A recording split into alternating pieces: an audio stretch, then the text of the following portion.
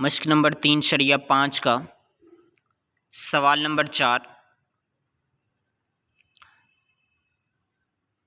अगर u का x की 2 से रास्त और हासिल ज़रब किसका y और z की 3 से माकूस का हो।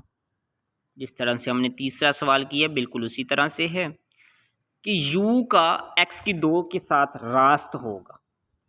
मतलब कैसे लिखेंगे, u अलामत x की 2, हासिल ज़रब किसका है y और z की 3 का, ये माकूस है, ये बटे के अंदर आ जाए।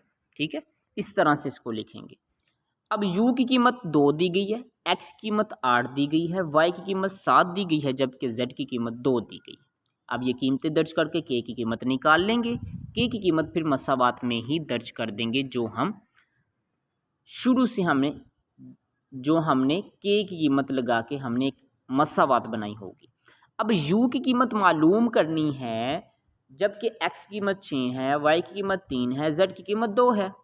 जिस तरह से हमने सवाल में देखा था u और x की 2 के दरमियान में रास्त था, जबकि y और z की 3 के दरमियान में माकूस का ताल्लुक है, जैसा कि आपको स्क्रीन पे दिखाई दे रहा है।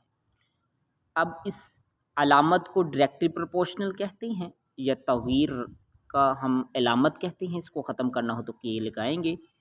अब ये कीमतें दर्ज कर देंगे। कीमतें दर्ज करने के बाद हमारे पास k की कीमत आ जाएगी। वो k की कीमत हमारे पास 7/4 आएगी हल करने के बाद। अब वही 7/4 जो कीमत होगी वो हम इस मसावात के अंदर दर्ज कर देंगे।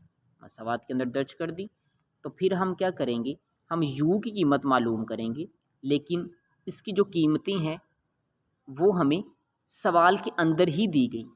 ठीक है, इसका जो सबसे ज़्यादा मसला होता है ना, बच्चों को ये हालत बनाने में मुश्किल होती है, ये वाली हालत। जिसने ये हालत बना ली ना, उसके लिए मुश्किल नहीं होता, क्योंकि 2 चीज़ें ही होती हैं। पहले k की कीमत मालूम करना, फिर उसने जो चीज़ दी गई होती है उनकी कीमतें मालूम करके जो चीज़ मालूम करनी होती है उसकी कीमत मालूम करना।